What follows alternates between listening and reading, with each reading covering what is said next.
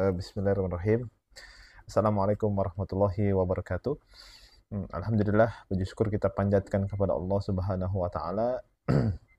Begitupun juga salawat serta salam kita haturkan kepada Nabi Muhammad sallallahu alaihi wasallam. Selamat datang teman-teman sekalian di channel saya dan semoga teman-teman semua dalam keadaan yang sehat ya. Alhamdulillah. Dan mudah-mudahan teman-teman semua yang menyaksikan video ini selalu dalam berkah dari Allah Subhanahu wa taala. Terima kasih banyak saya ucapkan untuk teman-teman semua yang sudah hadir di channel ini dan banyak sekali juga yang mendoakan. Masya Allah, terima kasih banyak. Syukron jazakallah khair, dan doakan agar channel ini bisa terus berkembang ya teman-teman sekalian. Hingga insya Allah kedepannya juga ada beberapa program yang akan saya jalankan di channel ini insya Allah gitu ya. Nah, pada kesempatan hari ini teman-teman sekalian, seperti biasa ya, saya melakukan aktivitas itu ya. Saya tuh sering menguatkan iman saya. Kita tuh banyak variabel untuk menguatkan iman ya. Bisa nonton video-video motivasi Islam gitu ya. Bisa dengar-dengar ceramah gitu ya. Cuman ada yang baru nih. Yang baru ini adalah kita menyaksikan orang-orang murtad gitu ya. Itu satu sisi kalau bagi saya itu menguatkan iman, karena banyak sekali kesaksian-kesaksian yang murtad ini justru malah nggak masuk akal kan gitu ya. Nah, ini juga ada, saya sering nonton ya. Cuman saya di sini objektif sih. Jadi saya tuh kadang kan ketika kita ngetik di YouTube murtad itu kan banyak juga orang internal kita juga bikin konten seperti itu, tapi sudah dipotong-potong gitu ya. Yang sudah dikasih caption, dikasih ya fitur-fitur lucu gitu dan sebagainya macamnya. Cuman saya di sini memang benar-benar mampir ke channel orang yang benar-benar mewawancari para murtadin gitu. Maksudnya biar objektif gitu, nggak apa-apa. Saya sering nonton gitu. Jadi saya pengen nonton tuh full videonya, pengennya gitu. Jadi kita coba mana yang bikin kita kuat imannya, dan yang kedua adalah mana yang bisa menghibur kita gitu.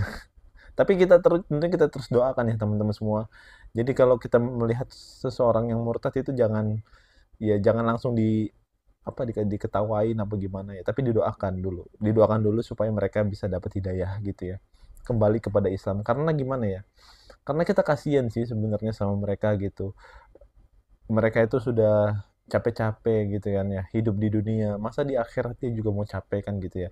Terlebih lagi kalau dia di akhirat dia nggak beriman kan, kekal di dalamnya kan gitu. Kita kasihan sama mereka gitu kan ya. Saya lagi dengar channel salah satu pendeta gitu ya, dan beliau mewawancarai orang yang murtad gitu kan.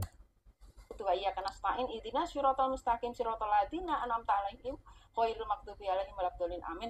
Itu tidak boleh bernafas waktu itu. Tetapi yang ketiga kali saya ucapkan ada suara seperti ini. Meluo aku. Oh, suara. Betul, suaranya halus sekali. Terdengar di telinga. Di telinga. Meluo aku. Itu jam 12:30 malam. Saya turun. Sholat tahajud. Iya. Saya turun dari atas. Suami saya tidur, anak saya tidur. Siapa tadi yang panggil saya, bicara saya? Saya lanjutkan lagi, itu lagi.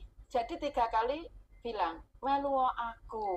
Yang terakhir lebih keras lagi, meluo aku. Seperti itu saya turun di rumah saya. Jujur li saya nggak tahu sih apa yang dia katakan. Dia tuh walu aku apa ya. Nanti mungkin teman-teman bisa tulis di kolom komentar ya, maksudnya apa gitu kan ya. Dari atas saya turun, kok nggak ada orang ya. Nah dari situ saya benar-benar, ya Allah Gusti, jalan sing lurus sing kepiye. Ya Tuhan, ya Allah, jalan lurus itu yang bagaimana, pimpin saya. Seperti itu. Nah, dengan perjalanan waktu, maaf Mama itu juga senang sekali dengan perdukunan dan sebagainya. Di mana kami juga isi rumah itu sakit semua. Sakitnya yang tidak kunjung sembuh, berkali-kali ke rumah sakit, pulang mama dan juga bapak dan saya sendiri suami gitu.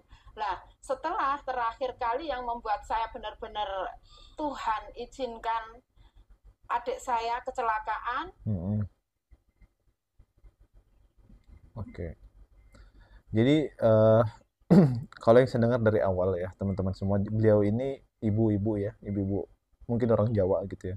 Kita lihat dari logatnya, dia tuh katanya di dalam Islam itu eh, dalam menjalin agama Islam itu dia meyakini bahwa dia dan keluarganya meyakini bahwa Islam itu ada hubungannya dengan dukun, karena setiap apa-apa yang mereka rasakan, apa-apa mereka yang keluh kesahkan dalam kehidupannya, mereka datang ke dukun, dan mereka punya persepsi bahwasanya katanya dukun itu bisa mengentaskan segala masalah, ya kan. Dan tentunya karena dukun itu biasanya kan membawa embel-embel agama kan gitu kan ya.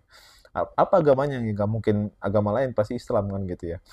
Karena yang gitu yang kita ketahui secara umum kan seperti itu.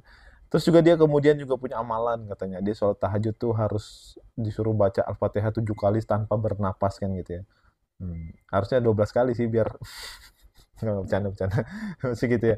Nah, inilah teman-teman sekalian. Jadi kita mengetahui ya kalau di kampung-kampung itu memang kita belum menyebar Islam tuh secara luas gitu ya, karena mereka tuh masih percaya dengan tradisi-tradisi yang ada gitu kan ya. Yang dimana sebagian daripada, mungkin nggak semua tradisi ya, sebagian daripada tradisi itu bertentangan sama Islam, termasuk tadi dukun gitu kan ya. Ibu kalau misalnya seandainya ibu ini belajar tentang Islam benar-benar sungguh-sungguh gitu kan ya, ibu nggak akan mungkin datang ke dukun kan gitu ya. Dan juga nggak mungkin minta pertolongan sama dukun, karena itu aja udah nggak boleh. Itu kan dianggap syirik kan gitu ya. Barang siapa yang datang kepada dukun ya, dan dia percaya aja gitu, percaya ya, maksudnya percaya aja gitu, maksudnya oh gitu, cuman gitu aja, kata Rasulullah apa, itu nggak diterima sholatnya 40 hari gitu kan. Apalagi terus meyakini gitu, waduh itu yang lebih parah lagi gitu. Jadi ini ibu ini murtad karena begitu katanya kan gitu ya. Keluarganya sakit, banyak yang sakit, datang ke dukunnya itu udah mau wasilahnya salah gitu kan ya. Nah, dan juga ya cara beragama Islamnya juga nggak kafah gitu ya, dan nggak meyakini Allah Subhanahu Wa Taala sebagai Tuhannya. Itu yang saya lihat ya gitu kan ya. Jadi kasihan sih sebenarnya teman-teman sekalian. Dan juga tadi tentang amalan gitu kan, itu amalan dari mana gitu gitu ya. Ini banyak sih teman-teman semua yang eh, embel-embel yang mengatasnamakan Islam, tapi sebetulnya itu malah jauh daripada Islam itu sendiri. Nah, mungkin kita harus juga apa ya, belajar ya teman-teman semua. Saya juga tentu harus belajar, dan ternyata banyak amalan-amalan yang orang-orang katakan, tapi itu banyak juga yang nggak sesuai dengan Islam. Maka benar-benar harus dicari referensi yang benarnya gitu kan ya. Kita sudah mengetahui bersama Islam itu ada 4 dalil kurang lebih gitu kan ya. Ada Al-Quran, ada Sunnah, ada ijma sahabat, dan juga ada qiyas. Dan ini semua sudah disimpulkan, sudah dirangkum secara hemat gitu oleh para ulama kan gitu kan ya. Nah, jadi mungkin itu teman-teman sekalian dari video kali ini ya. Ini juga internetnya lagi kurang ini. Saya sih pengen nonton fullnya nanti gitu. Tapi ini alasan beliau tuh seperti itu gitu. Alasan ibu ini tuh seperti itu. Ketika tapi di sini judulnya Muslimah Cerdas Al-Quran. Mentang-mentang bisa baca Al-Quran terus cerdas gitu ya. Padahal kan nggak gitu ya. Ya mungkin itu dulu teman-teman sekalian dari video kali ini, mudah-mudahan bermanfaat. Jadi terus kita semangat gitu kan ya. Nanti insya Allah akan ada video-video yang lainnya yang tentunya akan bisa menguatkan iman kita bersama gitu kan ya. Dari wasilah nonton murtad gitu kan, nonton orang-orang murtad. Tapi mudah-mudahan mereka dapat hidayah juga insya Allah. Itu saja mungkin. Barakallahu fikum. Wassalamualaikum warahmatullahi wabarakatuh.